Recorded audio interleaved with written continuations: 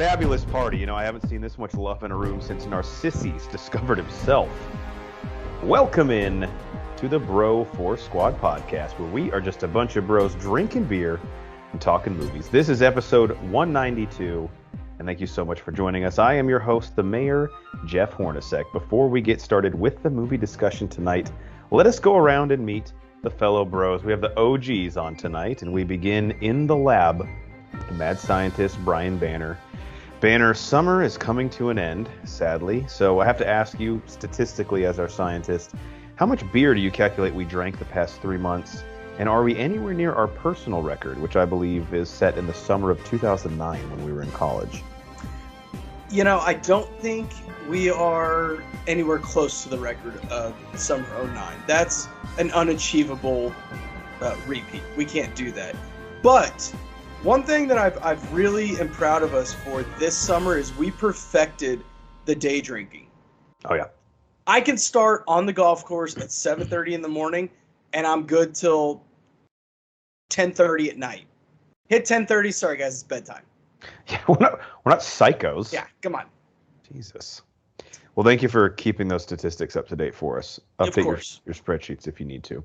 Of course. Next, we go to our enforcer in the paint, Matt Geiger. Matt, speaking of seasons changing, high school football season is back. So I want to discuss the infamous moment in your life when you were playing junior varsity football as a senior, and you led the district with 13 personal fouls in one game. Right. How did you pull it off? Well, I would have done 14, but the ref thought it was in both interest parties that I just head to the locker room and leave the entire stadium. But back in my day, you know, you just played, Jeff. You played through concussions. If you're dead, you still played the next week. It didn't fucking matter. It was football back then. Now, I mean, you know, maybe next year we'll just hit each other with our purses until someone says uncle, but that's pretty much what I see today. What's the line? What's the line in the Ted Lasso thing he did for NBC Sports before the show existed, where he is learning the rules of soccer and he's like, it's nice to be able to move the ball forwards and backwards without some prick ref getting in your face about Making a big deal about it. You have ties here. If that happened in America, it would be like the end of the world. All right, well, typically here on the Bro 4 Squad podcast, we start every show off with the most important thing in any bro's life, and that is chest day. But today, we've done this periodically. We just have not got a chance to talk movies in so long that we're actually going to combine the chest day with the second segment of our show, which is our protein shake, where all of the bros go around and talk about what have we watched lately, or what is in our cup. And I think we have a lot of crossover this week, and the things we haven't crossed over, the other bros definitely have something to say about it. So, guys, we'll just do the round-robin rotation until we decide we'll tap out and say, all right, I can't talk about this shit anymore. Geiger, let's start with you. What is something you have watched recently since we last got to talk to you? Yeah, I'll just kick it off with probably the hottest show on television right now, and that is Game of Thrones, House of Dragon, I believe. House of the Dragon. I don't know. Who could tell? There's no way of figuring it out. I'm actually watching HBO Max now in the background too. I'm caught up 3 episodes in. Dude, I dig this. So Jeff will not watch it because he didn't watch the first Game of Thrones. Banner will. And I'll try to keep this as brief as possible. There's not too many spoilers I don't think I can do. However, 3 episodes in, I like this better than the original Game of Thrones 3 episodes in. Here's why. Wow. The story is just so much more simpler. The first Game of Thrones... There's not 11 people it goes back and forth between? Well, there's not 12 houses on 12 different cities or islands. It's just the Targaryens. Now you get, I guess you would say celebrity interests, not celebrity, but you'll meet a Baratheon. You'll meet a Lannister. Almost. Just a little appearance. They might have a bigger role later, possibly. Where it's like the Leonardo DiCaprio meme where he points at his TV Well, yeah, I know that guy. Yeah. It's really cool though. It's just way simpler. It's the Targaryen dynasty. Kind of in the midst of it, I guess. It's not. How far back do they go? It is said this 130 10 years generations before Daenerys. 130 years. Now, based on their lifespan, are these people who ever appeared in Game of Thrones like in an elderly form, or are these like stories that we've had referenced in Game of Thrones? You might have heard of some of them like mentioned, like Aegon Targaryen is in like the 3rd episode. He's the second of his name. The first Aegon was like a conqueror Targaryen that they used to talk about in the first Game of Thrones. Now, don't if you're listening and you're like, well, that's like, dude, fucking, you're on the wrong podcast. Okay, I don't read the fucking books. Like, chill the fuck out. I am a fan of the show, but it is way simpler. No one's like died yet that I like a lot, which is cool. Like, I guess we're only 3 episodes in. But just to put it simply, so we got this King Targaryen, blonde-haired, and he's not a badass. He's not a dick. He's actually a pretty cool king. I mean, like Baratheon, Robert was a pretty cool king, I would say, but he's a drunk. But this guy's he's a dreamer. Like, he's not a killer or anything. He just, he sees a better, realm and shit like that. Now, he has a brother that's a fucking badass, Daemon, and I'm a fan of Daemon. He's a prick. No one likes him. He has a wife, but he's in the whorehouse all the time. He's there right up your alley. Right up, like, that state of Nevada wrote law. This guy for Geiger. Now, the king has a daughter that is like Daenerys, like 2.0. Younger than Really? Emily Clark. Fantastic actress. How are the main characters, or at least who the show follows initially, related to Khaleesi? I'm not sure if that would be like they would all be like great grandmother or like her great aunt yet. But they are related, or yes, yeah, they're all in the same house. Yes, it's Targaryen, so she that would either be her like great aunt or great grandmother, or just great grandmother. I'm not sure.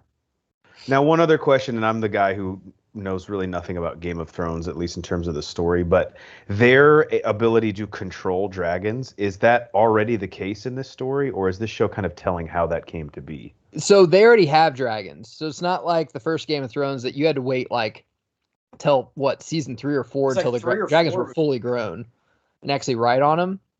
So they kind of get into that too. I don't want to spoil it, how like the Targaryens basically kind of became like dragon masters, and how they, almost like horse whisperers to a point, if you will, with the dragons, which are very interesting. And it's a lot more Star Wars Episode 1 banner. It's a lot of politics in this. I'm a fan of like fake politics. A lot of setting at the table, being like, hey, our ships were fucked up last night. Like, do we want? He's like, no, if we send a message, then I'll start the war over there. And so, like, very when you think about it, though, the original Game of Thrones was kind of like that as well. Once you got into like the second, third, fourth season, and already a lot of behind the scenes talks, like, hey, you go talk to him, you go maybe have sex with him, you go do this, pushing the political pawns and stuff. I can't get into too much of it, but someone does die in the first episode that isn't like really shocking because you don't know him too well, but it does set the tone for basically the whole season. Very well ran show. A lot more simple. Jeff, I think you'd like it a lot more because my wife has wanted to watch this for a while. And I'm like, all right, when the kid's asleep, like I need to be in a certain mood because you really got to pay attention. But I'm like, you know what? This story's pretty simple to follow. Like, actually, and you don't have to watch the first Game of Thrones to know anything. But I was like, this is pretty simple to fucking follow. I can dig this. There's one family, one king. Well, my boy is in it. Rhys Ifans plays Sir Otto Hightower. Does that make a bell to you? Yeah. I love him, obviously. He's the lizard, and he's the kicker from The Replacements. Yes. Yeah. He's the hand of the king in this. Ooh, that's a great role for him. He's going to pull some shit. And he's got like a 13-year-old daughter that he's kind of trying to whore out for his gain. Okay. Nobody said he was an angel. No.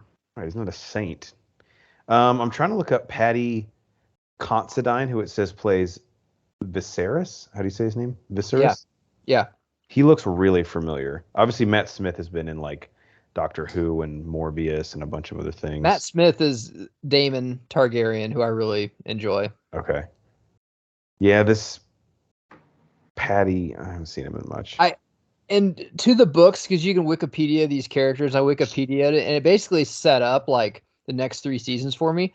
But I don't care. I knew the Star Wars books too. I just want to see it play out. You didn't do too well when it was an open script on the last season, so I'd rather you just follow the books to the T. So I guess that's where I was kind of surprised. I didn't know George R. R. Martin had written these also. Apparently, he has like a whole little fucking world going with all this. Oh, yeah. I think the reason he hasn't finished the quote-unquote Game of Thrones books is because he's gone off and wrote all these other short stories, and I use that term extremely loosely because to him a short story is like 300 pages. I don't want to make assumptions, about anyone's health, but has he at least like told people how Game of Thrones is supposed to end, just in case? I don't think so. I think that was the big problem with the. I think HBO wants to decide what they do with it. Probably. I think, yeah. It just has me a little nervous. But Matt, piggybacking off of what you said, I have not heard a bad thing about this show. And considering how Game of Thrones ended, this is not a fan base that is like immune to criticism. It took me about 6 episodes to get in the original Game of Thrones. This one, after 1 episode, I'm like, I'm in. I'm like, okay, I like where they're going with this. It's very simple. I can follow it. How many are out so far? 3? 3 of them are out? 3. As we record this? Okay. Yep. Geiger, did it wash the bad taste of that final season out of your mouth? Yeah, because it's 150 years before. Completely the Targaryens fresh. Are the most interesting of the families to me. I'd agree with that. Not because of the dragons thing. For me, it's the incest. Yeah, for me, it's their obsession. It's a quote I never thought I'd hear. Yeah, it interests me because they want to keep the blonde-haired. They want their bloodline full. Blonde they don't. hair, blue eyes. Sure. You better like house that you can promise an army. Fuck one of us or marry one of us to have an heir. Like, that's the interesting thing to me. Now, they get into that a little bit, but I really want to be like, where did that all start? Who had that idea? But it was actually kind of brought up in passing in like episode 3. And I was kind of disappointed. I'm just like, because I thought this was the king and the queen right now are not brother and sister, or not, father and daughter. They're not related at all. They're just married. They both have blonde hair, but. Now, I think I already saw that this has been renewed for a 2nd season. So I'm wondering what the plans are as far as how far HBO will try to push this towards the timeline of the original Game of Thrones. Like, I know 172 years we have some runway to deal with, but they could jump forward, 20 years between seasons or something. I don't know. A lot of possibilities. Or maybe they just want to purposely keep it far enough away to where they can just tell their own story. I would think they would want to keep it far enough away because the closer you get, the easier it is for them to fuck up, I think.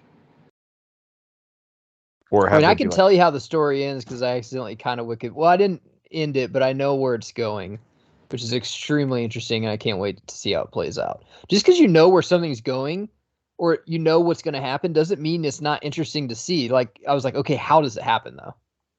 Yeah. I've been saying that for years, guys. It's not about the ending. I don't care about spoilers. It's all about the journey. Yeah, how do you get there? Like, I totally care about spoilers. If you spoil anything, who stabs who in the back? Who turns? Like, that's what's interesting to me. Most movies I can figure out fucking ends anyway. Well, I don't disagree, but if you spoil anything for me, I'll punch you in the throat. Just like you should watch this kid in the bathroom. You deserve that. All right. Banner, what do you got? What's in your cup? Let's start with something that is usually out of my realm of expertise. Actually finished it this weekend, and me and the wife watched Us, the Jordan Peele directed movie. Creepy as fuck. Yeah, it's been a while since I've seen it, but I think I vividly remember it. It reminded me a lot of like old like 70s, early 80s horror films that were just like kind of corny, kind of cheesy, but like the spoilers, I'm going to spoil this because that's what I do. I don't want to watch this fucking film, and Jeff couldn't spoil it last time we talked about it because it just came out. It doesn't end the way that you think it's going to end. How could you think that? It's the most ridiculous concept of all time. It's an insane twist that, like, I was like, well, yeah, I didn't see that coming at all. So didn't predict it coming, but like the bad guy kind of wins, right? I guess, yeah. Matt, skip ahead if you're still listening and you don't want us spoiled. No, I want to hear it because I won't watch it. The twist is that everyone in society has a clone version of themselves that lives underground. And every action that we do in our lives, they have to do like the reverse, like painful version of it. So like they're constantly tortured. And the plot of the movie sounds like you just spared me 2.5 fucking stupid ass hours. So the plot of the movie is the clones escape and then they all hunt down their other clone. Jordan Peele is the Jeremy Lin of directors. Yeah, like he had his time. And after that, he hasn't done shit at all.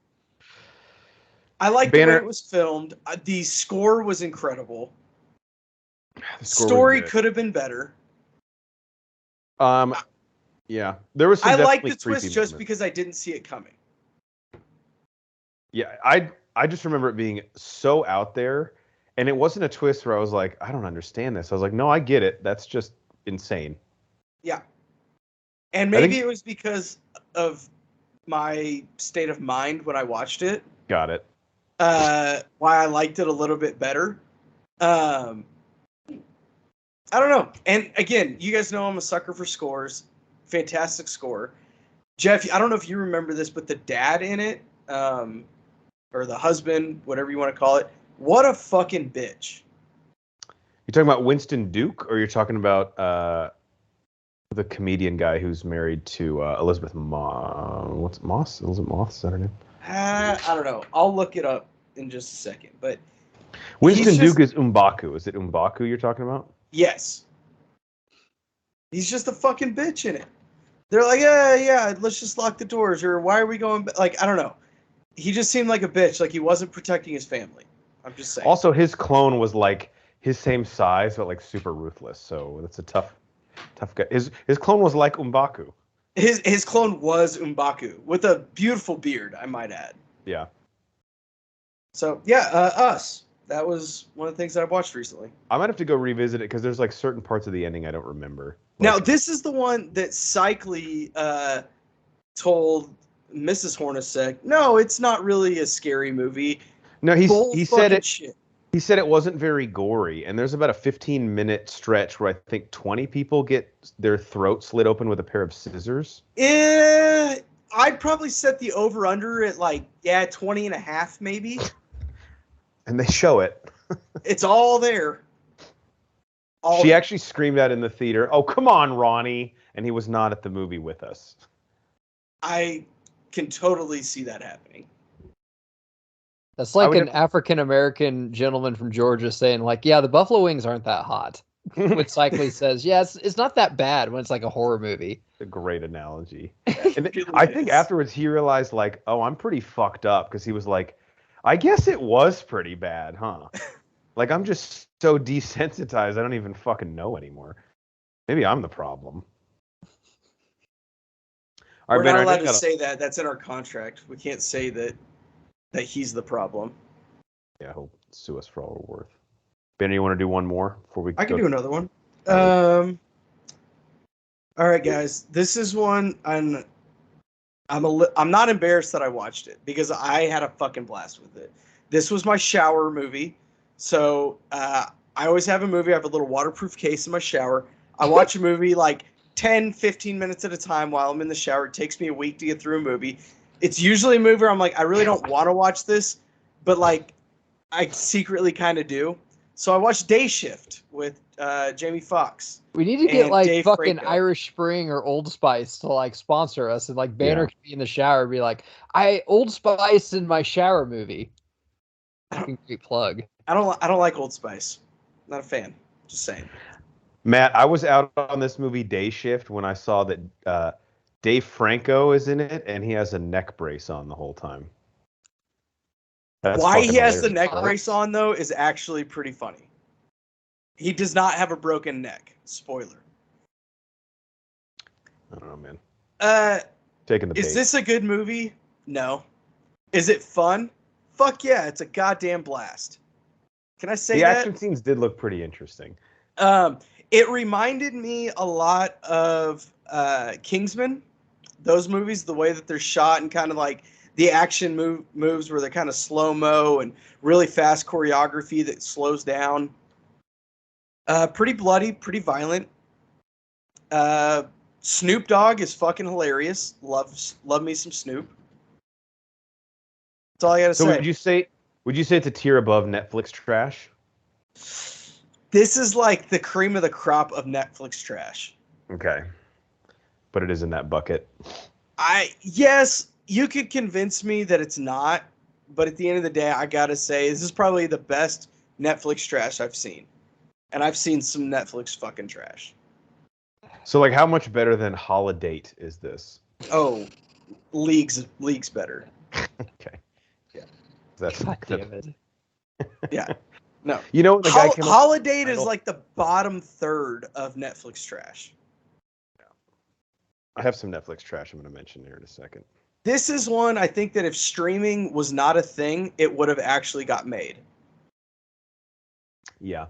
Had some good names attached. Trailer wasn't horrible. Jeff?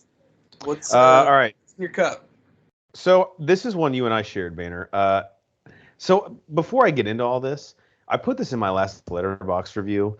I don't know what's going on, guys. I have been loving everything I've been seeing lately. Like, I don't know what. I have a fucking problem. I've been hardly disliking anything. I feel like Brian. It's a great place to be, man. And included in that is something, and actually, Matt, you would love this too, because some of the comedic situations they put one of our favorite fictional characters of all time in are great. And that is Lego Star Wars Summer Vacation. Oh my god, it's so awesome. It's basically like a series of anthology stories in the Star Wars universe. And one of them is the Emperor is like, or is it Vader, Banner, who's like super stressed out? No, it's the Emperor is super stressed out, and Vader is trying to like relieve his stress. Yeah, so Vader takes him to like a beach resort, basically. And the Emperor just wants to chill and relax. And then he realizes they end up having this like beach competition. And he forces Vader to compete with him, and they use the dark side of the Force to manipulate the game so that they win. What is the prize?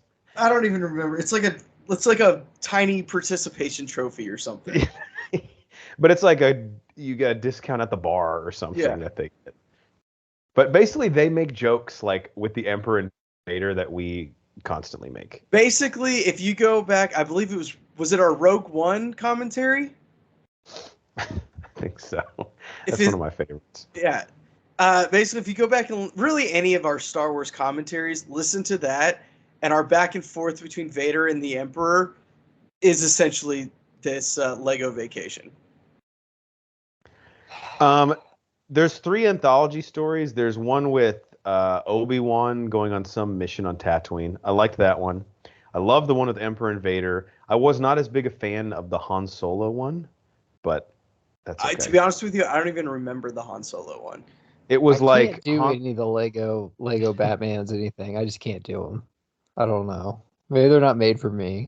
Maybe in a few years when your kid is into them, you'll be able to. Yeah, maybe. It does help having a little one that really likes them. Because even the Frozen Lego ones are, I mean, they're dumb, but they're tolerable. Yeah. So again, I think I gave this like 4 out of 5 stars. It was hilarious. I think it's like 50 minutes too. So I don't think I wrote a review because I don't think it counted as a movie to me, but I was digging it. All right, Geiger, how about you? Oh, what to pick next? I'll stick with HBO Max. Anyone watch Hard Knocks? I have not, but I've heard it's good, and it actually has people thinking the Lions might be good this year. The Detroit Lions. No, that's just Hard Knocks delusional disease. Every time we watch Hard Knocks, like, man, I don't know. Their quarterback battle looks pretty good. Remember the Texans when they had a great defense? Like, I don't know, their quarterback battle, they both look kind of good in practice with no one guarding anybody. Same thing with the Browns season. Yeah. I'll say, man, it's interesting because Dan Campbell, the head coach, Yeah, is he a psycho or like what's his deal? He's like, I mean, first off, he can kick the shit out of half the team, which isn't like. I mean, he played tight end in the It's not a fucking good league. thing. He's like, you want me to that usually fucking get out here and do it? You'll know all these assistant coaches, Jeff, like Deuce Staley, Aaron Glenn. They got like, the guys from the 90s doing this, but they're all like, there's not a chill, like like you look on the sideline and someone's like, hey, take a breath, we got this. They're just screaming in your face all the time, which I think will run a little fucking dry after you're going like 1-8 to start the year. Did they clean house after Matt Patricia got fired? Yeah. Okay, so Campbell probably either brought These in are his all own guys. Campbell's guys, and all of them played in the league, like that's awesome. for like at least 8 to 10 years. All of them. Staley and Aaron Glenn were like multi-time Pro Bowlers. They're not like they're fucking names. I mean, if you watch football in the late 90s, early 2000s, you know who the fuck they are. I mean, they're Pro Bowlers. Staley in Madden 04 is like fucking the man. I mean, and Aaron Dan Glenn... Campbell was good, man. He's a Cowboys tight end before Witten got there. I mean, he's fucking good. He played for the Giants for a while. It's just they don't show Jared Goff at all, which I think is because we got enough of him on the Rams season. But all the guys, Plus, he's just boring as fuck. Right? He is so boring. Well, has Hard Knocks ran its course? Because it's the same fucking thing all the time. And we'll get to this a little later, too. About they follow like the 9th receiver who's trying to make the team. Well, and he's got to be from a different country or has only played football for 2 years. There's no fucking way he's going to make the team. And, like, we want to see like the linebacker battle or now, and they usually do a rookie. Now they did get that kid from Hutchinson from Michigan with their first overall pick, who's I think going to be like another mini Bosa on the DN. They follow him a little bit, but it was cool. But now with social media and stuff, all these guys are just putting on a front for the camera. Like, right. You're not hearing the actual fucking goings on and stuff. They only hear what you want to hear. Whenever they're in the coaches meeting, they know the camera's on. So it's not as cool as it used to be. It was like, man, this is raw footage. This is awesome. Now you got fucking athletes like, I follow Julio Rodriguez, Alex Berkman, where they show you like day in, day out what they fucking do. And that's more real and raw than Hard Knocks, which just seems like a scripted show now.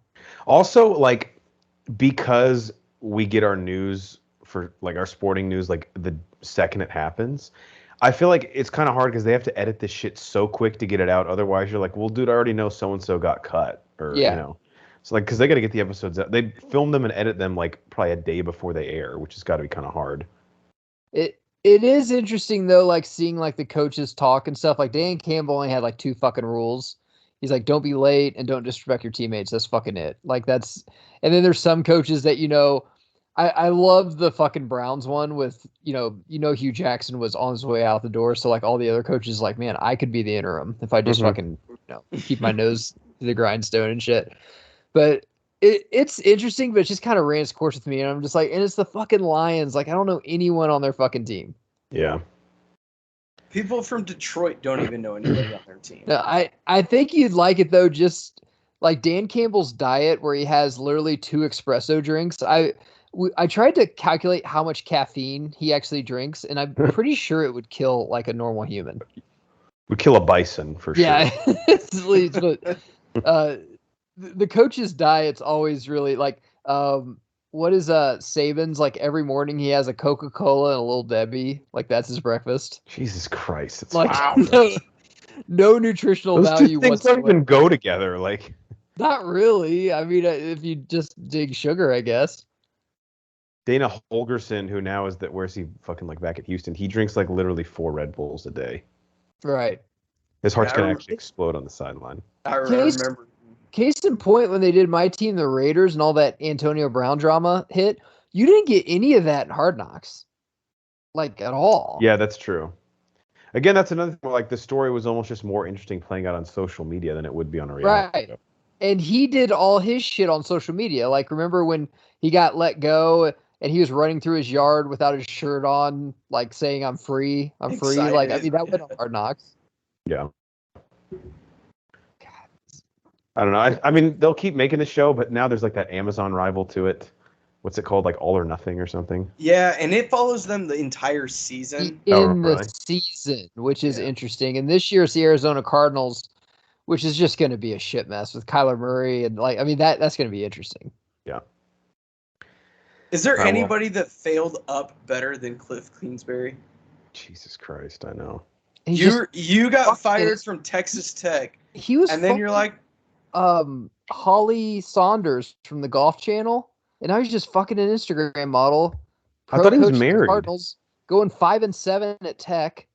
Is he not married? I thought he was. To an Instagram model? I'm pretty sure he was married, like when he was coaching at Tech. I don't. No, he was banging Holly Saunders when he was coaching at Tech. He was dating her. Him and McVay are like banging Instagram models, I'm pretty sure. I guess not. I'll look it up. Hold on.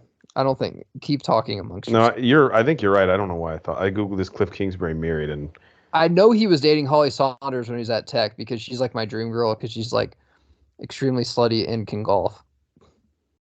Like she her- actually, and she spells Saunders Sonders, which as we Yeah, all know. she's kind of went off the deep end. Now she's dating, like his name's like Johnny Vegas or some like sports bettor guy in Vegas. I don't know. He owes everyone money. How lucky that he was born with the name Johnny Vegas, and he ends up being a handicapper. I don't think that's his last name, Jeff. What? Next thing you're gonna tell me Vin Diesel's not his last name. Let's just keep moving. that's not even his first name, Jeff. All right, Brian. What else is in your cup? All right, here's another one. This is a crossover that I know Geiger watched. I watched Elvis, just released on HBO Max this year. The Tom Hanks Oscar grab of the season. It is I liked it. nominated for the 2 a.m. movie. 2 a.m. text asking, "Are you up for the movie that's desperate for Oscar recognition?" Yeah, I actually really liked the movie. I thought that once you get over the fact that this is a movie that Tom Hanks is literally just trying to get an Oscar nom, once you get over that, it's actually a really good story. I thought it portrayed Elvis Presley in not the best light, but also not the worst light. Obviously, he was not a great man when it comes to being with women, and then obviously he did a lot of drugs. I personally think that's what killed him, but it is what it is. They didn't exactly gloss over it, but they didn't make a big deal out of it. They really focused on other aspects of his life and his career, which I really appreciated, because everybody always goes on about, the women and the drugs that he did. That's just not that important. People have sex and people do drugs. Okay. What else? Okay, And Mr. Mackey. Yeah. Thanks. how much of the movie? Because the runtime right now, honestly, is the only thing kind of keeping me away from it. Being able to pencil in 2.5 hours, but how much of it would you say focuses on like the later stages of his life versus like his rise to prominence and fame? Pretty balanced. Yeah, I think it's a very, very steady climb from beginning to end. Personally, being a pretty big Elvis fan, I didn't feel like it was that long. It is an intimidating runtime on paper, but I didn't think it was that long. I thought that they did a good job of keeping me interested most of the way through. I wanted some more storylines, and him as a kid, like sometimes I hate when they're like, dude, I don't care where he played JV football at, but him as a kid was really interesting because him as a white kid being born in the South, like Mississippi, around the black culture, the black church, looking at dancing, looking at songs and stuff like that. Then also that he was a twin. A lot of people don't know that, but his mother always said really? Yeah. And his mother always said that that's where he got his rhythm and stuff because he's always listening to 2 heartbeats in the womb. And then his twin died at childbirth. So he never got to meet his brother. And that's why him and his mother had such a close... His mother walked him to church every day. I did a biography on Elvis when I was in 8th grade, I believe. His mother walked him to church and school every day. They were really close because, she lost a son at childbirth and she got the one, Elvis. So he is their only really child as well. Only child, yeah. Yep. I did not know that. I know in the trailer they show him like as a kid in Memphis. Was that just like I feel like with most of these musical biopics, that's like a 10-minute part in the first act. They're like, all right, you get it. We'll make a call back to this at some point later. Yeah, that's pretty much what it was. Yeah, I mean, it's not dwelled on too much, and I like the 56 Elvis, the Greaser Elvis, Heartbreak Hotel, Jailhouse Rock, Hound Dog. Like that's the one I really dig because that's what started rock and roll. I guess there's a debate on that, but that's really what started music. That's what started it. Yeah, I think so. I mean, it is interesting. That part was kind of quick for me, but that's my favorite part. I really dig that they got to the Vegas residency because there was a promotion when I was a kid. I remember there was like before blah blah blah did this. Elvis was the first to do everything. He was the first, to have like a #1 hit. He was the first to do a music video. He was the first to do a Vegas residency. He was the first to do Unplugged. MTV Unplugged was fucking huge when we were kids. Well, Elvis did it first on that 68 special that they went into, which I thought was very fucking interesting. I did like the Tom Parker aspect. I didn't like Tom Hanks playing him. I didn't like he had such a big part. But it is interesting because he ran his career, and Tom Parker always thought about pennies when Elvis is trying to do like big shit. But I'm glad they touched on this because I've never heard another biography or anything touch on this. But Elvis was up to play A Star Is Born, the original, with Suzanne, Barbra Streisand. Who got that role, by the way? The male. Chris Christopherson, who's like a country singer. Yeah. Okay. He's big.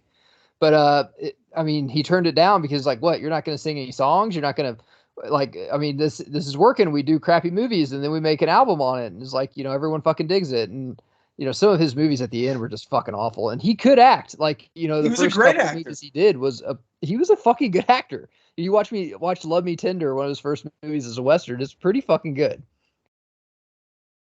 So did he not take the role, or did his manager turn it down? He kept talking him out of it, just the same way as that 68 special.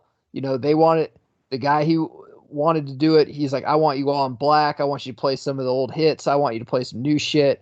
I was like, I want Elvis back. And then the Colonel's like, I want to be a Christmas special where Elvis is singing to a fucking reindeer, and he's just like, dude, the kids think you're lame, man. So then he came back, and that's when I didn't know that they were filming that though when Bobby Kennedy died. I didn't either. And Elvis even said it. I never really connected this, but he's like, I gotta do something, man. All this is happening in Memphis. That happened in Memphis. Martin Luther King was in Memphis. Yeah, that's in the trailer too, right? Where he just talks about the importance of him being from there and all these events that were taking place. And then I thought Colonel had a good point when he's just like, remember, like MLK said, rock and roll is the devil. Like your music wasn't good for people and stuff. But like the Colonel didn't want it to be political, which I understand because even back then, I'm sure people were applauding that, Bobby Kennedy or Martin Luther King got killed, So there's probably divisive shit on that. But when it's happening in his own backyard, and that's when he did If I Can Dream, which I think is one of his greatest fucking songs. I'm glad they did that. I'm glad they did Trouble. The Vegas residency was fucking awesome because a lot of people make fun of that, but actually he wasn't fat till the very tail end of it. And that song that everyone jokes about, like dun dun dun dun, like back in the 70s, it was fucking awesome, dude. That was the shit. It is weird because a lot of people, his legacy is, I think Matt's brought this up on a previous pod, just like Vegas impersonators. But you have to understand that stemmed from something. That became cliche. There's a reason that you have 300 Elvis impersonators in Vegas right now. Yeah. Right. What really the movie, what I got out of it was, and I kind of believed this before, obviously earlier this summer, me and the family went to Graceland and actually stayed at the hotel there.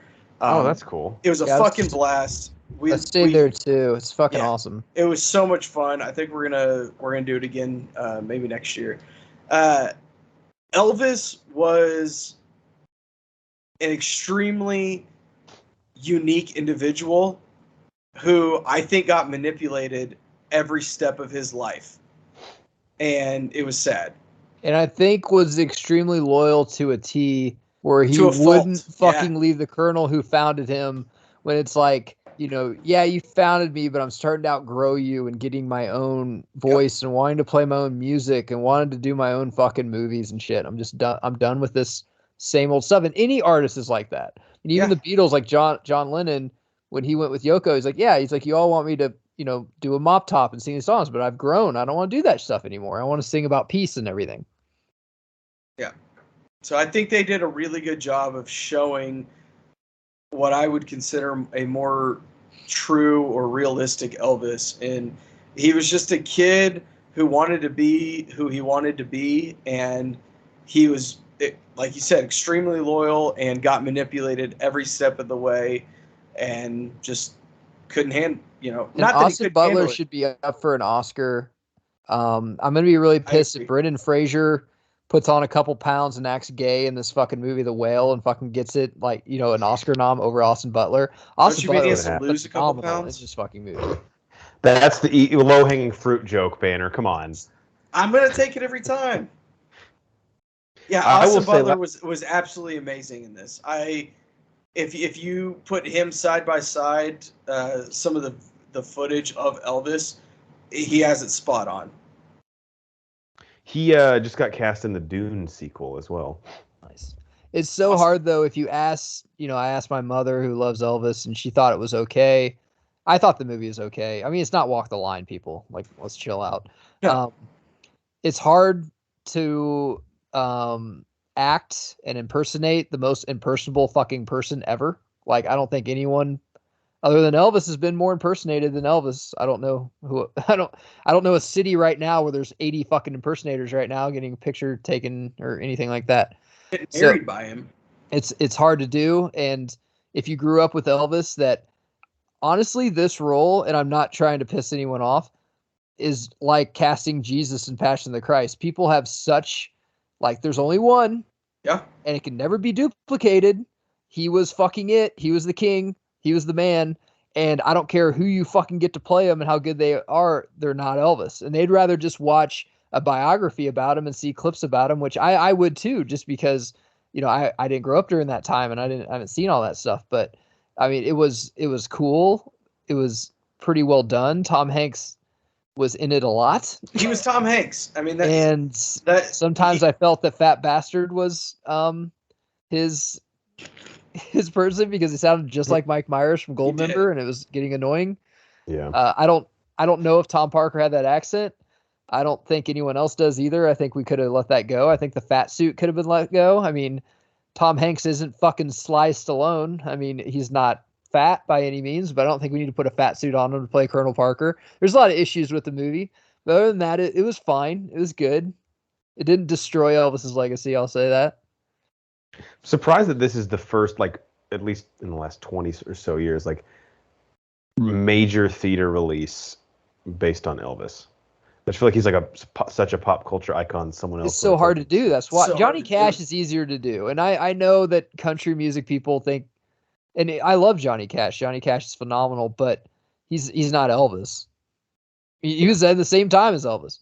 And what I'll say, Banner, last thing I'll say is if you'd ever take a trip to Memphis, I don't know if you did this, stay at the Heartbreak Hotel, go see Grayson. That's all great. Go see Sun Studios. The best part of Memphis is Sun Studios, because when you walk in there, and they didn't touch on it too much in this movie, and I think it's because they touched on it so much in Walk the Line. But that's where Sam Phillips discovered Carl Perkins. He discovered Johnny Cash. He discovered Elvis. There were X's on the floor and I'm like, what's that? He's like, oh, that's where Elvis stood. That's where Jerry Lee Lewis stood. That's where Johnny Cash stood. And here's the picture, and they all did a song together. I'm like, the birth of rock and roll, rhythm and blues, basically, like the music I love now, like Foo Fighters, everything, stemmed from right here, where I'm standing. It's cool as fuck. That's insane. See that. Yeah, that is. I've been to Memphis several times, and that's one thing I've never done. It's on Beale Street. You need to go. Yeah, it's down the street. It's the cheapest thing to do in Memphis, and I can't believe people don't fucking go to that all the time because I'm like, dude, Sun Studios is right there where they all they were done with their day job and they just paid a quarter and they could record their own album. And if Sam was there, he's like, who's that? Let's try to get them on our label. Is there a city in this country with better music history than Memphis? No. Probably Nashville. I mean, well, no. I mean, not where you have Johnny Cash, fucking Elvis, and Jerry Lee Lewis. I mean, that's the birth of rock. B.B. King. I guess Tulsa, because they have Hanson, so maybe that. It's a close second. New Jersey has Bon Jovi, so they win. Bruce Springsteen, yeah, the boss. All right, I'll check this out at some point. I'll definitely watch it before the Oscars so that I can have an opinion on it. I guess it's up to me. All right, this is one. Unless Banner, you have anything else to add, or you, Geiger? No. All right, this is one Geiger didn't see, but I want him to definitely weigh in. So the Untold series, which is a Netflix, it's not really like they're all movie length, and this one was actually 2 parts, but it's like basically true crime, but in the world of sports. I've seen the one on the Malice in the Palace. There's a Tim Donaghy one that just came out that I definitely want to watch, but this one was one that Geiger and I have been looking forward to for quite a while, just because the story is one that we lived through, vividly remember it. And Geiger has done his own internet research on this. He's like the Charlie Day gif where he has like all the fucking strings connecting the pictures. And this is Untold, The Girlfriend Who Didn't Exist, which is the Manti Te'o story. Now, Geiger hasn't seen it, but he knows the story probably better than anyone. Banner, you did watch both parts, right? Yes, I did. All right, so Banner, I guess I'll let you lead it off. This is a story, again, that we vividly remember growing up. And if you're at home and don't know, Manti Te'o was one of the best college football players going at the time. What year was this? 09? It was later than that because I Jeff, think we his were working freshman together. year was 09. I think it was 12. No, Okay, it was 2012 because it was when I moved to Texas. Because I remember reading Yes, you're this right. article on Deadspin. Remember, Jeff, I was working with you and some of our other friends, and I said, this is not fucking real. You're right. 2012, Manti Te'o is a linebacker for Notre Dame University. He was in the Heisman running. He's one of the top players in the country. And a story comes out that his girlfriend, who had been reported to have passed away the same day as his grandmother during the football season, was actually not real. Was a fabrication. And then details started to emerge like, did Manti Te'o make her up as part of a hoax to fool the media and fans into this narrative that he was building? Or was he actually tricked in catfish, which at the time, and Banner, this is a big part of the documentary, catfishing was really not a thing, or at least a pervasive thing when this came out. So it's told in 2 parts, and I guess, Banner, what I'll throw it to you with is, I think part 1 kind of sets up what happens to Manti, and then part 2 is where they explain the fallout and kind of let you judge who you think bears how much of the responsibility for what happened here. Yeah, I agree with that. They don't really push their agenda. They think this person is wrong or that person is wrong. They do a pretty good job of just delivering the information to you, and you can decide what you think. Sorry, real quick. I think part 1, if you actually know the story, you really don't need to watch. No, not at all. The background information, but my wife, who was interested but didn't know the story, she got way more out of part 1 than I did. Part 2 was the real meat and potatoes. Yeah, that was the same with me. Mama Banner had, obviously we were together then, but we actually got married in 2012. So when all of this was going on, she was busy planning a wedding while I was looking at sports stuff. This story, just to have it all put in front of you chronologically, obviously we lived through it, we remember it very vividly. To have it all presented to you like, hey, here's the lead up, here's his career, this is who he is, how he got so high, and then the fall down of all of that. It was just cool to see it all. This is the first documentary that I've been alive for the actual event that it's produced a significant documentary afterwards. And Manti Te'o is involved in it, and I guess the thinking there is, like, he was very candid in the whole thing.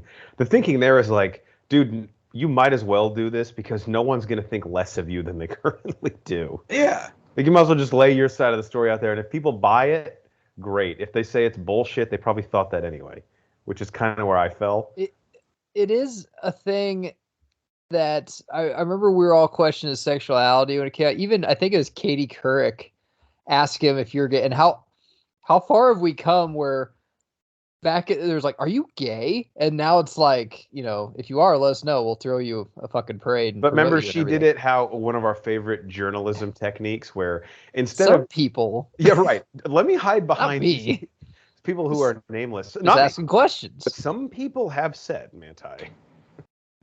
We were asking that, but Now I always, and I haven't seen this, which I don't feel I have to, even though Jeff wants me to, because I'm a fucking, I could do my own fucking Netflix thing on this, but I don't think he's gay. Not that it matters, but I don't think he is. I think he's a very religious, very, maybe, when people are extremely religious, naive that they believe people are all good and probably want to save himself from marriage, almost like a Tebow.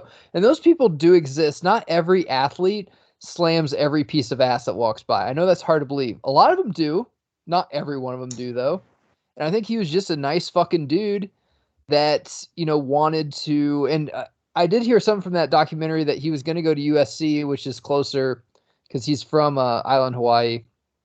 And his family went to USC. God told him to go to Notre Dame. Well, I think Carroll left just as he was about to go there. Okay, so he went to Notre Dame, and of course he digs chicks that are Hawaiian, and there's not many of them in Chicago. In South Bend. So not many with a tan.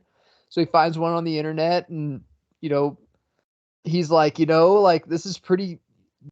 I mean, we get it because we're married. I mean, how awesome would it be to have a girl that you just kind of talk to and don't have to live with and be around too much? Because we don't have sex as often as we used to because we're all married. But as a college kid, this makes no fucking sense because, why wouldn't you want to be around this girl all the fucking time? Right. That's the only thing that doesn't make sense to me.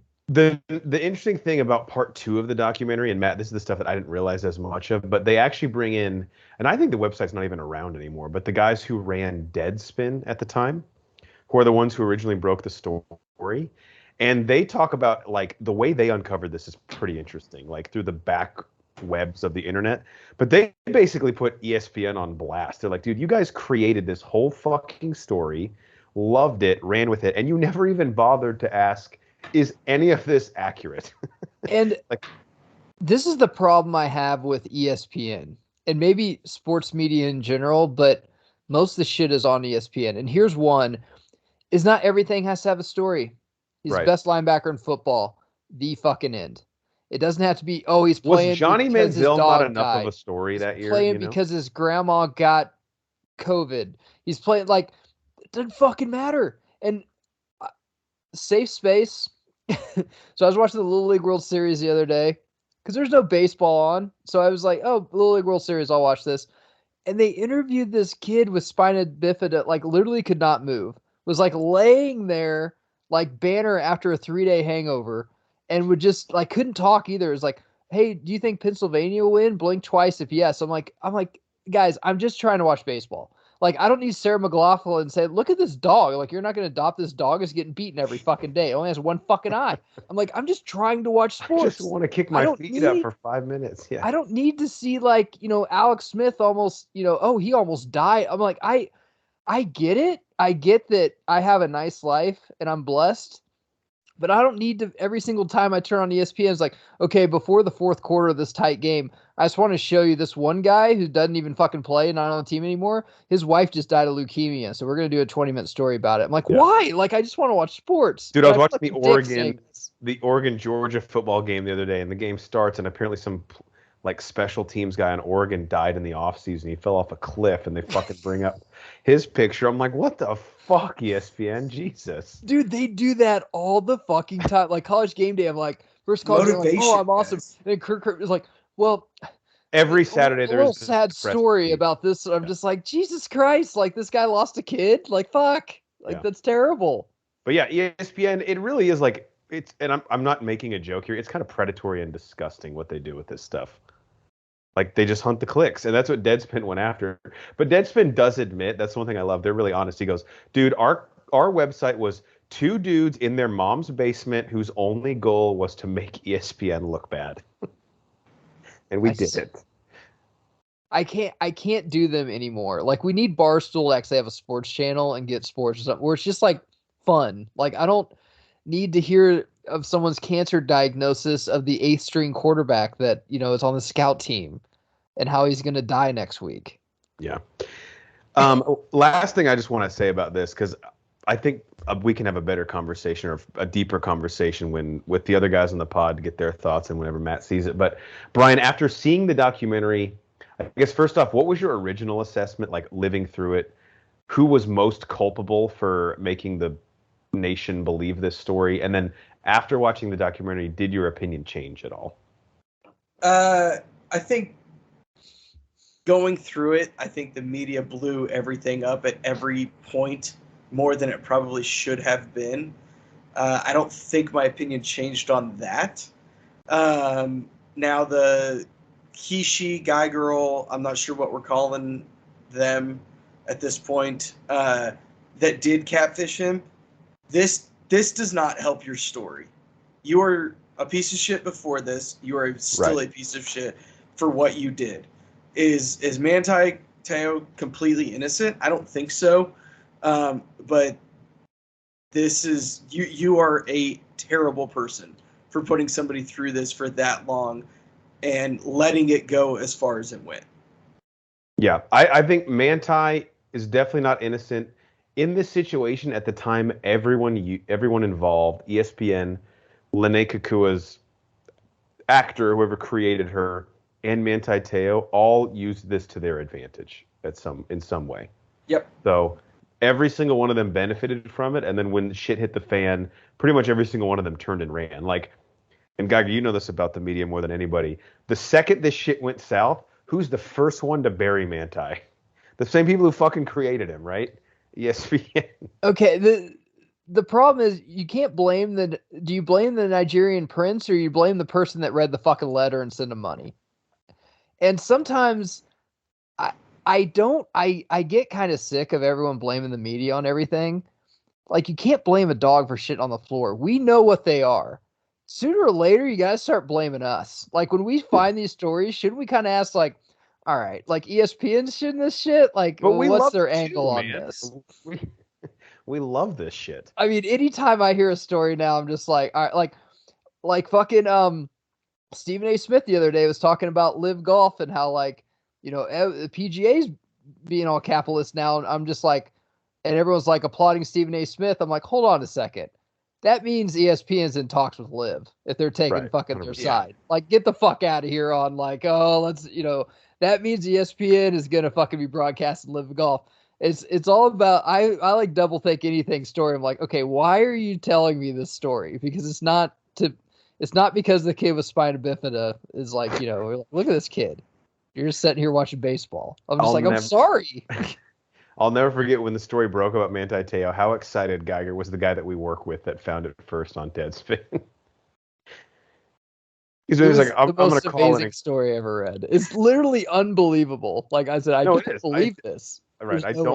I don't believe how much it's like, I believe it, I guess. Which is wild. All right, Geiger, what else you got? Okay, so I watched a wrestling pay-per-view this weekend, All Out in Chicago, AEW. This is what's interesting about it. It's not the pay-per-view. It's afterwards. They call it the media scrum when the wrestlers come in. They kind of break character and they'll talk about. And CM Punk went just full fucking ham on, like. So to give you a little story about AEW, for those that don't know, it was created by Tony Khan, who's Shad Khan's son, who owns the Jacksonville Jaguars, big wrestling guy. And he gets these 4 guys. They're Americans, but they wrestle in Japan. A lot of people know them. And he creates them as executive vice presidents, but they're wrestlers. So case in point, it'd basically be like having your wide receiver as your offensive coordinator, and your free safety as your defensive coordinator. Like, right. You can see problems arising. Get me the ball only. And so when CM Punk got fired from WWE, did a podcast with one of his boys who's a wrestler, forgettable guy. No one knows him. His name's Colt Cabana. Afterwards, CM Punk said that he had a staph infection that went undiagnosed. And WWE sued him on that. And he sued Colt Cabana. So those two were best friends. And they had a falling out because Colt's like, dude, I'm not paying this lawsuit. You came on my podcast. Is this true or not? So they had a falling out. 7 years later, CM Punk goes to AEW. Colt Cabana's there as just kind of a shitty dude. They let him go. Did CM Punk get him fired? Did he not? That's the question. But the executive vice presidents who are also wrestlers are spreading rumors that CM Punk got this guy fired. So CM Punk in this press scrum, you guys need to watch it. Like he just doesn't care anymore. Just fucking like covered in blood and saying he even said he's just like he's like, I should not answer these fucking questions about my former friend Colt Cabana. He said, who I sued because he did this. And he said, and then he had to drop the lawsuit because he shares a bank account with his mother. He fucking said that like on live fucking thing. And then he called the EVPs. He said, these fuckers couldn't even manage a target. I don't know why they're managing this wrestling company. Like, just put everyone on blast. Whoa. One reporter, he said, listen, I'm sorry I'm mad right now, but I'm tired, I'm hurt, and I'm working with fucking children. Like, just went off. So, of course, as a wrestling fan, you're like, is this what they call a work? Meaning, like, this is planned. They're just trying to fuck, the audience, minds up. Or is it called a shoot where this is real fucking life? So, next morning on Twitter, apparently he said, if anyone has a fucking problem with me, you can come in my dressing room. Let's fucking go. Well, the EVPs apparently went in there, and say what you want about CM Punk. He got his ass kicked in USC. But if you've never done USC, you will probably get your ass kicked from the guy who got his ass kicked in USC. 99.999% of people repeating, even those that are good athletes, will get the shit beat out of them in that sport. So the EVPs walk in there who are also wrestlers that you talk shit about. And it's like, and these guys, what I've always heard, I'm not a big fan of them because I watch like mainstream wrestling. But they do a lot of behind the scenes kind of catty shit. So CM Punk knocks one of them fucking out. So in the show, CM Punk won the World Heavyweight Championship. In the show, those three guys won the Trios Championship. I'm watching Dynamite tonight. All of those fucking belts are stripped. And they don't know if those guys are fired or if they're just suspended. And we still don't know if it's part of the show or not. And they won't mention their names. That's awesome. Wow. And you know what? Everyone on Twitter... This is why I think Twitter is bad sometimes. Be like, this is terrible. This company's going downhill.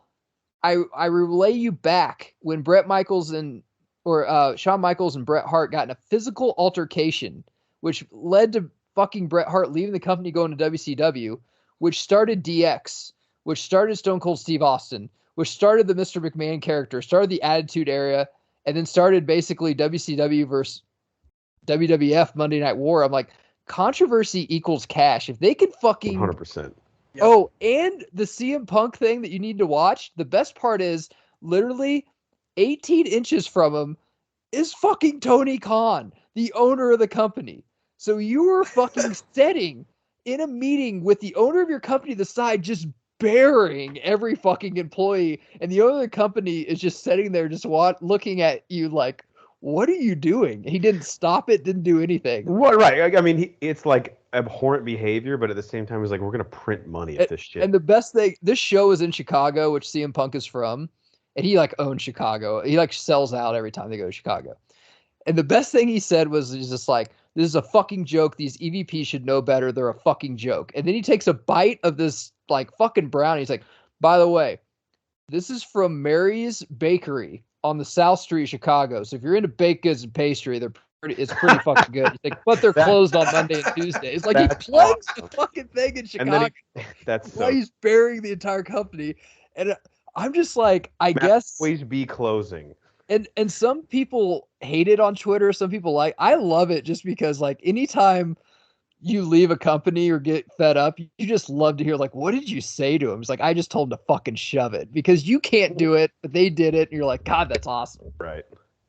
But I'll keep you guys updated because that's when wrestling was cool when we were kids. It's like they blurred the lines. You never knew if like, because I remember one time Hogan had a fucking black eye is because Macho Man punched him because Miss Elizabeth went and lived with his wife for a while and Hogan didn't tell. Like they blurred the line, like what's real and what's not. I don't even fucking know anymore.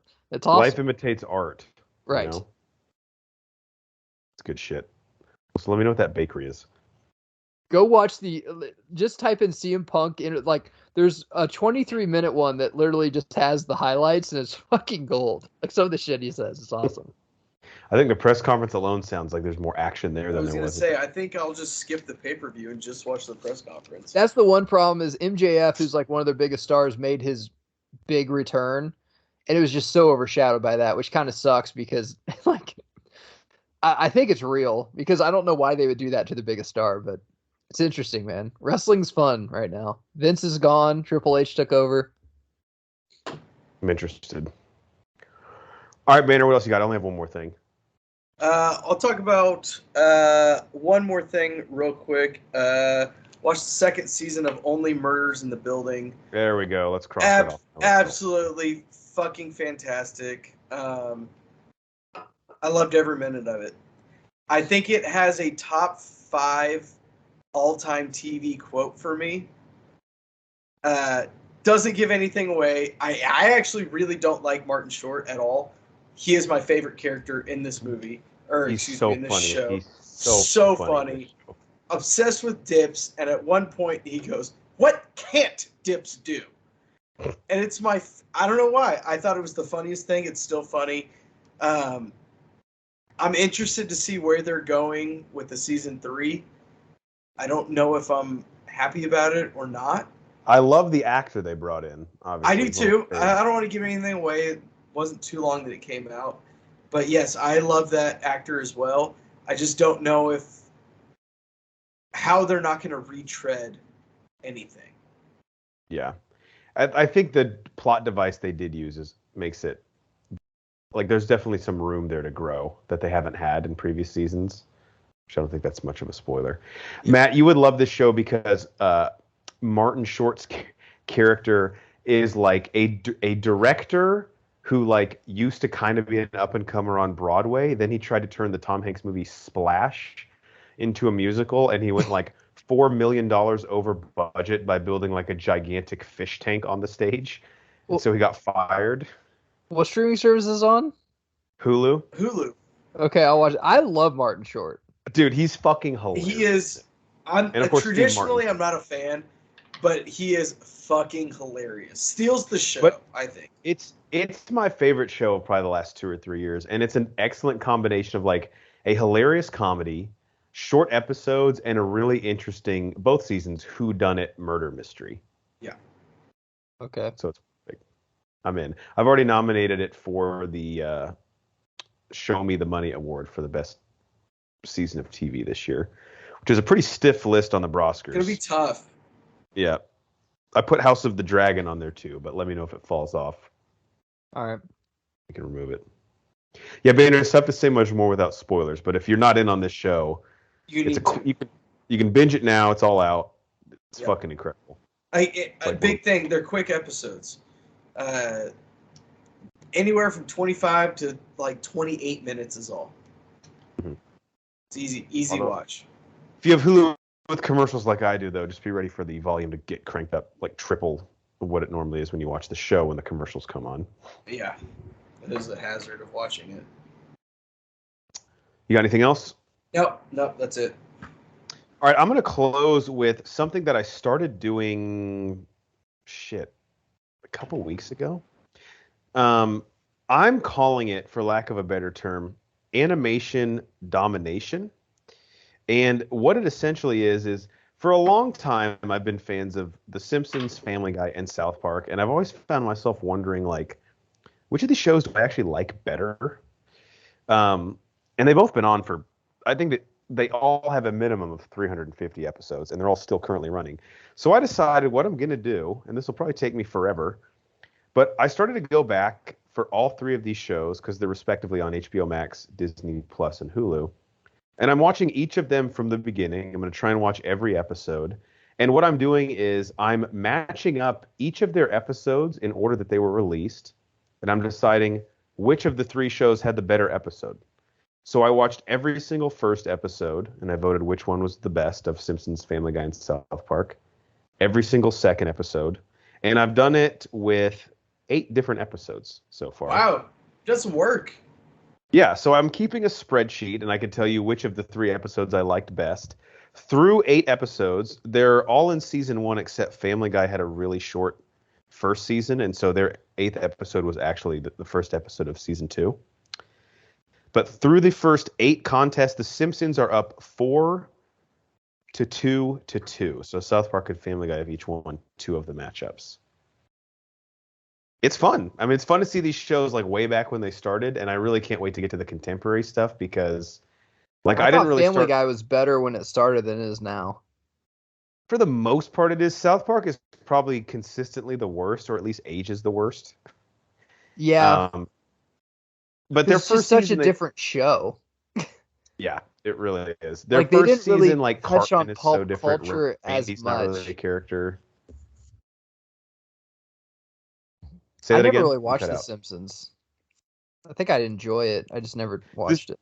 this, The Simpsons is the best written, but the Family Guy has the best laughs so Yeah, far, which has let it win 2 of its episodes. But again, Family Guy, with all these shows, but Family Guy especially, they have not evolved their characters. Like Stewie is still just trying to take over the world all the time. Peter's not ridiculous. Quagmire's hardly ever in the show. So it'll be interesting. I'll you keep get you guys me updated. But too. 8 episodes in, yeah, South Park had some episodes early on. I'm like, whoa, could definitely, even for South Park, we could not get away with this now. But I'll keep you guys updated. Simpsons with the early lead, as I would expect, because I think of all the shows, Simpsons had like kind of a. It was like the only one of these shows that I think like wasn't canceled at least once early on, which is kind of impressive. I know Family Guy was canceled twice, I think. All right, anything else? We're ready to move on to the end of the show. That noise brings us to the last segment of our show, our Do You Even Lift Bruh segment, where we ask a question that we leave you people with. And the question is what we've been continuing, I believe, for like the past 40 episodes. What are each of the bros' top 100 movies of all time? Now, our friend over at Wade's Movie World on YouTube, he commented, he loves this countdown, and we appreciate the support, Wade. And he also said whenever we're done, we should do our 100 worst movies of all Oh, time. It's gonna be God. so much harder. Well, I mine mean, would just be Banner's list of his 100 Yeah. best movies. if I can ditto that. This is a 6th time a year watch for me. Deep Blue Just copy Sea. paste. But I need as we to pick guess. up our list tonight, Banner, how would you describe these lists? Because we give this preface every time we do this, but this is not like the AFI Top 100 Film Institute's movies of all time, right? This is very unique to the bros. No, this is my top 100 movies. In fact, the next movie I'm going to talk about should nowhere sniff anybody's top 100 movies, but it's on my top 100 movies because of the state of mind I was when I watched it. Or maybe it has some nostalgia. I believe, was it Rush Hour 2? Jeff, was the first DVD you ever had? It was, yes. Wow, can't believe Yeah. you remember that. Yeah, me neither. Fun So fact. that's what these lists are. They're not the best movies ever. In fact, probably a solid 2/3 of the movies on my list should not be on a top 100 movies list, but they're on my top 100 movies. I completely agree. Geiger, anything you want to add to that? I know Banner's list is uniquely him in a way that no one else's is, and I would expect nothing less from him. Right. I mean, you're going to have like Cheech and Chong at number 67, followed by Gangs of New York at number 66. Like, that's just how our minds work. Yeah. So picking up on our list, Banner, we're going to let you do 1, 2, 3. Do 4, and then we'll all be caught up, and we can each do 4, and we'll all be caught up. So your last one was your number 67 movie of all time, and that was Onward, the Pixar film, which I really liked a lot. Well, actually, the last movie I saw in theaters before COVID hit. So what's your number 66, one ahead of that? And just for some points of reference, my number 66 movie was Moneyball, and Geiger's was Billy Madison. Mine is The Fault in Our Stars. Now, you guys may be saying, what in the actual fuck, Banner? Yeah, I agree. I was on a business trip to Atlanta, Georgia, didn't have a car, was stuck in a hotel room. Literally, they picked me up. This is before Uber was a thing as well. So they literally had a taxi pick me up and take me to their office every day. This was on, I believe, HBO when it was literally just HBO. The hotel had happy hour from 5 to 8 with free beer, which we all know is... Jesus. Yeah. Why? Yeah. So I was just super fucking drunk. Went back up to the room. The Fault in Our Stars was on. Shailene Woodley. This was kind of when she was Ansel on. Elgort. Yep. Which is weird because they're brother and sister in the Divergent series. movies. Yeah. Although Elizabeth Olsen and Aaron Taylor Johnson did it with Godzilla. It's they fine. Were married and then it's fine though. It's different. Anyway, guys, this is a super sad story. Like a really sad movie. Cried. I won't lie to you. Cried. Yeah, and I bawled my fucking eyes out. All I did was I called my wife and I said, I just need somebody to hug me right now. But I'm by myself in Georgia with nothing to do. She's like, are you drunk? And then you explain the happy hour situation at the hotel. She's like, okay, a simple yes would have. Yeah. 25 minutes later. No, but on a real note, this is a very good movie. It's based on a book that I haven't read. I'll preface that, surprisingly. Well written, well acted, and I don't know. I think it was just the circumstances that I was in. I felt the movie a lot more than I would have if I just watched it at my house. That's what this list is about, though, man, is the situation that you first saw a movie in sticks with you. All right, what's one ahead of A Fault in Our Stars at number 65? 65, Serenity. And this is not Are you fucking kidding me? No, not that Serenity. This is the Serenity that goes off of the show Firefly. Oh, okay. What year was this? Ooh, you would ask me. I don't know off the top of my head. Early. It's not the Serenity with what's her face? Okay. Yeah. Yeah, because that was like one of the worst movies I've ever seen. So no, it is not that Serenity. Based on the show Firefly, right? Yes, Firefly. Joss Whedon, space western. I loved the show. It's the only show that I know of that won multiple Emmys in its first season and still got canceled. So what was it on? Fox, I think. Makes sense. Early 2000s. This was the movie that kind of summed up the show. Obviously, there's only one season of the show. I loved it. I thought it was a great show. A lot of people did, but it got canceled. This movie kind of tied up some of those loose ends for us. Really well done. Again, I like whenever I get a show and a movie or a franchise that kind of complement each other as well as this. This did not bring about the renewal of the series, though, right? Even though fans were clamoring for it. That's unfortunate. It did not. No, and I think that's a good thing. I think that we could have gotten 2 or 3 really good seasons if the movie hadn't been made and it got renewed. But with how the movie played out, I think that's good that it didn't get renewed for another run. Does the movie end the narrative of the show, or is it like a prequel, or is it just sort of like an anthology that doesn't really tie in canonically to the series? It's basically everything that you don't know about the show, they explain in the movie. And it happens 5-10 years after the show ended. Everybody came back, though. Everybody, I thought, got the finale story that they deserved, each character. Isn't Alan Tudyk in this? I was also? literally just going to say, this is one of the rare times that Alan Tudyk is on screen. Yeah, he's great. He's great. Obviously, he's a great voice actor, and he does a lot. Steve the Pirate, obviously, from Dodgeball, Alan Tudyk. It's Matt's favorite role of his. Oh, yeah. Gar.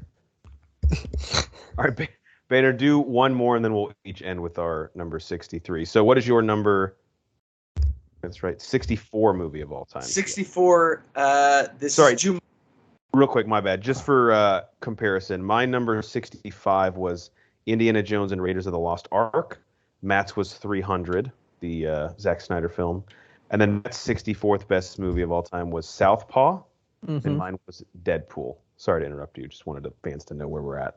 No, you're good. I had the sequel to this earlier in the countdown, and this is when the original comes out, Jumanji. Robin Williams classic.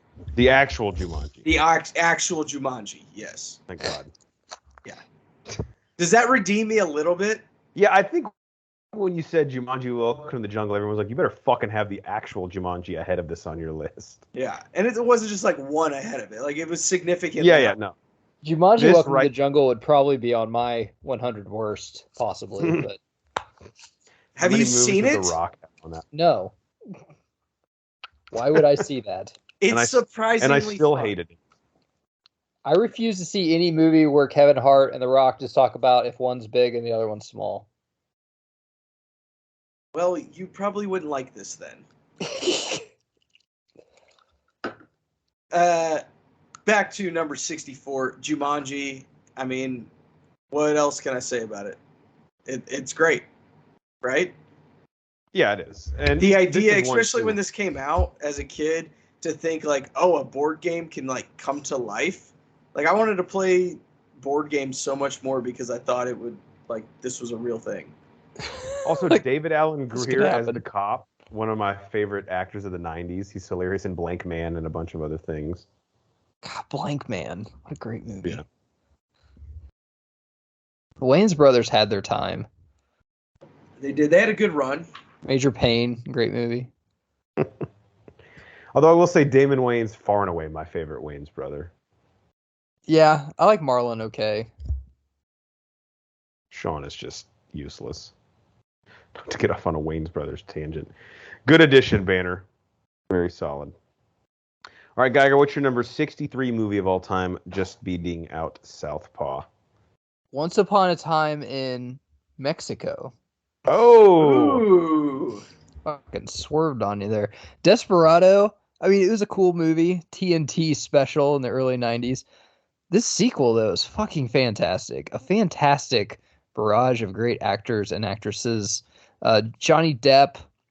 One of the first times I ever really saw Johnny Depp as a child. I'm just like, dude, who's this guy? He's fucking phenomenal. Mickey Rourke's in it. Of course, Antonio Banderas.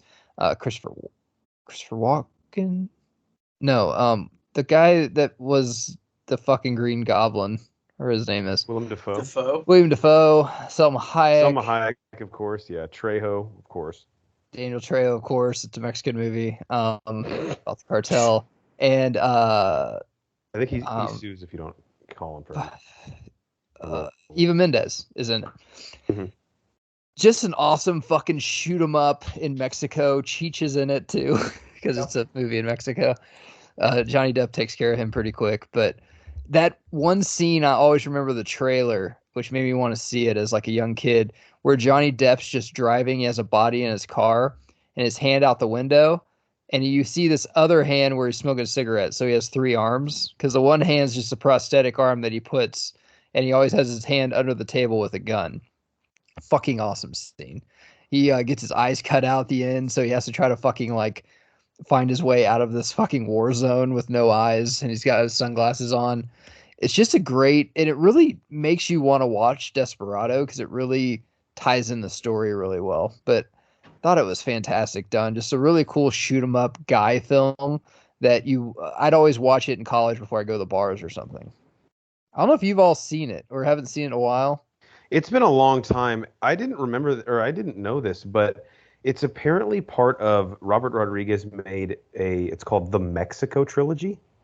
Yeah, it's Did you know this? Desperado, this, and something else. I can't find that. But are they like narratively related, or is he just made like 3 movies set in Mexico? And No, Desperado is like the first of Once Upon a Time in Mexico because Antonio Banderas' El character, Mariachi. Selma Hayek, like Selma Hayek's dead in this because she dies at the end of Desperado. Okay, God, so there Selma is Hayek's so there's hot. an El Mariachi that came out in '93. I'm assuming since That's the titular. third one, yeah.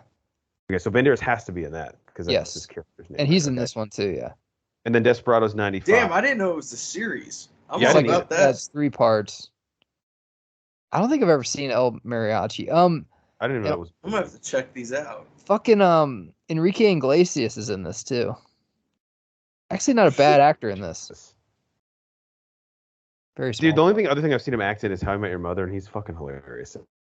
This is Yeah, he was in episode 2.5 Men too. He was good. Yeah. This movie's awesome, dude. Like, Great if you pick. want to drink a Modelo and eat some Mexican food and just set up in your man cave and watch a fucking movie, this one's a goodie. I do. I'm glad Robert Rodriguez got on our list. He's very hit or miss with me. He directed a great episode of The Mandalorian, but he's also done some really shit Spy Kids movies. Yeah. So, Well, I mean, they're not that bad. but this is solid.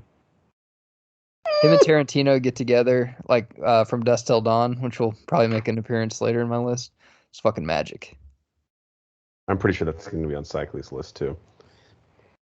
Sweet. You're number 63, Once Upon a Time in Mexico.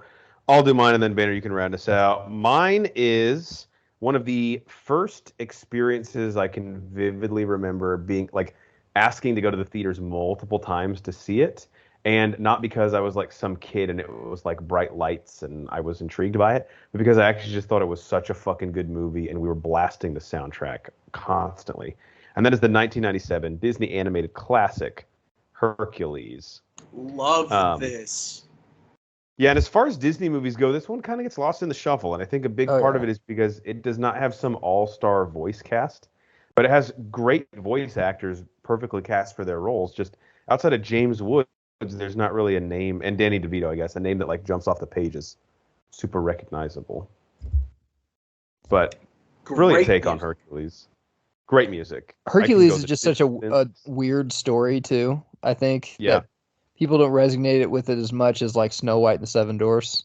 It's a very dark story, for sure. And it's always tough too. Like, where do you devote the majority of the story to? Like, is it him coming of age, realizing his powers, and that he's like a lost god? Or this movie kind of did the latter, where he's like, I'm sort of torn between two worlds, you know, like the city of or Mount Olympus versus like I feel like I'm part human too.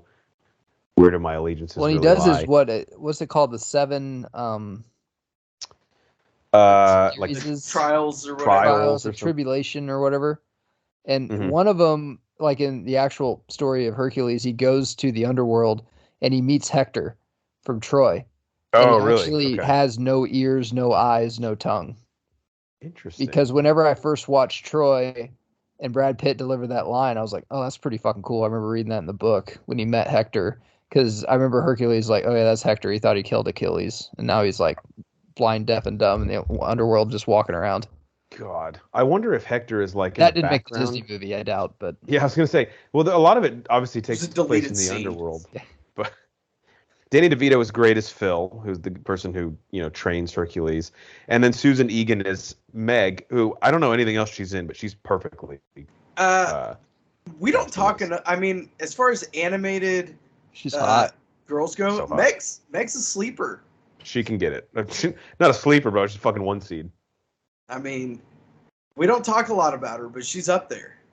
She's great. Won't Say I'm in Love, incredible song. Did you guys hear Ariana Grande sing that on the Disney sing-along special? No, but that's... Oh my God, you have to go watch that. I think I will do that right after this. It is amazing.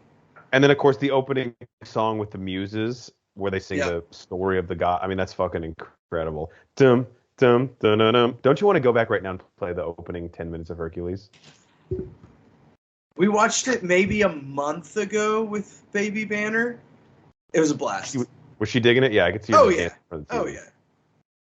Yeah, it's great. And I mean, this is nowhere near my top Disney movie on the list, obviously coming in at number 63, but I didn't know if it was going to be represented by anyone else. And this was one as a kid I was just all about. Like, I think I saw it at least 3 times in theaters and owned the VHS and just wore that thing out. This is one we always talk about how hard the video games are. We had this on God. Original PlayStation. I could never get past. To this day, I've never gotten past the 3-headed. What's it called? The snake. Hydra. Hydra. Yes, thank you. Well, if I remember right, isn't that like right after Pegasus like leaves you, so you have to like do all the jumps on your own? Yeah. It makes no sense. I'm like, why did Pegasus drop me off? Fucking annoying. Good shit. Hercules, my number 60. 12 Labors of Hercules, I think it was called. That's it. I think they talked about that. Kill Lion, kill Hydra. Actually, the lion that he kills in this movie, I believe, like the mane that he throws on the ground is Scar. I was just about to say that. Yep. Is Scar? Yeah. Like it connects? No, it's just like, you know how Disney does like their little Easter eggs. Okay. Maybe it does, though. I don't know. All right, Banner. To round us out, what is your number 63 movie of all time ahead of the OG Jumanji? 63, The Talented Mr. Ripley. Wow. Uh, Derek Fisher and I just watched this a few months ago. Yeah. I think this is a great movie. I really like the story. And I did a report on this in college. Like, this is the first college class after I failed out that I actually tried in. This was an assignment. So Is this also based on a book? I don't know. Maybe. Very interesting movie. Very unique. Very unique. It was, just crazy story. I don't want to give anything away because I don't think it's super popular. Jude Law, I think this is one of his best performances ever. Weird to hear Jude Law do an American accent, I will say. Matt Damon is so good in this that Geiger might actually like it. Yeah. Is it Geiger or you, though, that's anti-Matt Damon? Oh, that's Geiger. I'm not a fan of him. I got nothing wrong. I got nothing to complain Philip about. Seymour Hoffman, very good in it. Everybody was good, top to bottom. Big names. And Cate Blanchett, right? Yep. Yeah, what a fucking cast. Jesus. I think this came out in, was it 99? Something like that. 2000? That rowboat scene is infamous, though, right? Yeah. I actually need to go back and read this. I haven't watched it in a while. But when I was putting this list together, it was one of those ones that it just kept creeping up and creeping up and creeping up. Mm-hmm. Hard exercise to do. Yeah, this is one, again, you can't really talk about it without spoiling it, but does not go at all where you think it's going to go. And when you think you know where it's going, it just like doesn't stop. It keeps going there, you know? Yeah. And I think the testament to this being a good movie, you find yourself rooting for people that you know you should not be rooting for. Yeah, I think it's starting to become the Dexter effect or the Dexter term. Like, you're rooting for the person that you know is doing the bad thing. Right. And you like don't want them to get caught. Yeah, you're like, but don't stop doing that. Right. Because it's really entertaining. I'm not a victim of it, so yeah, I'm enjoying it. Yeah, of course. As a fan from the sideline. All right, guys, we're getting close to our top 60. This list is about to get fucking real. I mean, not that it wasn't yet, but I'm about to crank it to high gear. All right, before we let the people go for episode 192, closing words of wisdom. Geiger, we'll go to you first. I'm going to go watch Hercules because I haven't watched it in a while. This is what this pod's about. Bring up shit. Yeah. And I'm like, damn, I haven't seen that or I want to watch it. And that Martin Short thing I'm kind of interested in too. You'd love them both. You're going to love them. And Hercules, the thing that I love, it starts with a fucking banger song.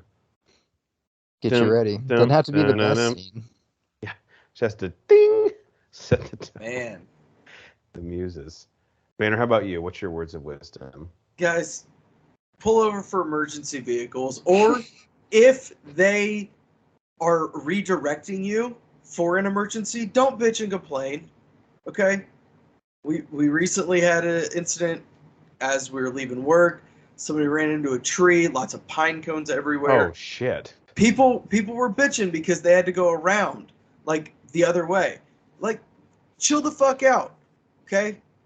It's a come into your work and teach you how to make a milkshake. Yeah. I'll come into your work and pull dicks out of your mouth. Michael Scott. You think I work? Banner's probably given that advice 170 times, and it's never enough, though. No less true now than it was. There's still going to be those fucking people that are not going to pull over. Yeah, Banner's like, I'm in my own fucking world. Our listener base can't make the change alone in the world. We need other people out there to get on it. Spread the word. I'm going to buy a billboard for it. Not with the pod money, though, right? I don't... For what? You're not convincing me. I'll close with my usual. If you go and get your haircut this weekend, again, the decisions you make aren't permanent, but they will last several weeks. And if you're considering doing anything you haven't done before or any type of weird colorings, just make sure that your loved ones are made aware, because in a month or two, that could be the haircut you end up having at Thanksgiving or Christmas, God forbid. You don't want to be sitting there with a fucking blue faux hawk like you're a member of BTS when you're a 42-year-old man. Works at Bed Bath & Beyond. Jeff, sorry, I know we're about to leave, but if we have time, the NBA playoffs are really heating up, and I have some thoughts that if we want to touch on the summary of the games. No, I think we're good. Thanks. Okay. I don't get the joke. Maybe next week. Tune Okay. in. Listen to our WNBA podcast, Below the Rim. Patent pending. Popeye Jones said if we ever actually do start up that podcast, he wants in. By the way. I mean, no one else has offered, so he's the first one at the door. Get in line behind no one. All right, for the enforcer, the Pate, Matt Geiger, the mad scientist, Brian Banner, I'm the mayor, Jeff Hornacek. We are the Bro 4 Squad podcast. Thank you guys so much for checking us out. We look forward to hearing from you. If you follow us on Twitter, tweet at us at Bro 4 Squad. We're on Instagram, Letterboxd, Apple Podcasts, Spotify, Amazon Music, YouTube. I mean, pretty much anywhere. But to find us, you have to type in Bro Force Squad as 3 separate words. Or if you want to just find everything in one place, go to our website, bro4squad.com. Till next time, Matt and I got to go bet on the Chicago. What are they? What's their WNBA team? The Chicago Sun. I don't know. Liberties? Nothing ends in an S. It's like the Lynx Sun. or the Sun or the Adams. They the Mercuries? Phoenix is the Mercury. Someone is the Sun. Is there a line if there's no one else there? It's if the tree falls in the forest and no one hears it. Like, Yeah, does it make a noise? I don't know. At the game, can you bet on it?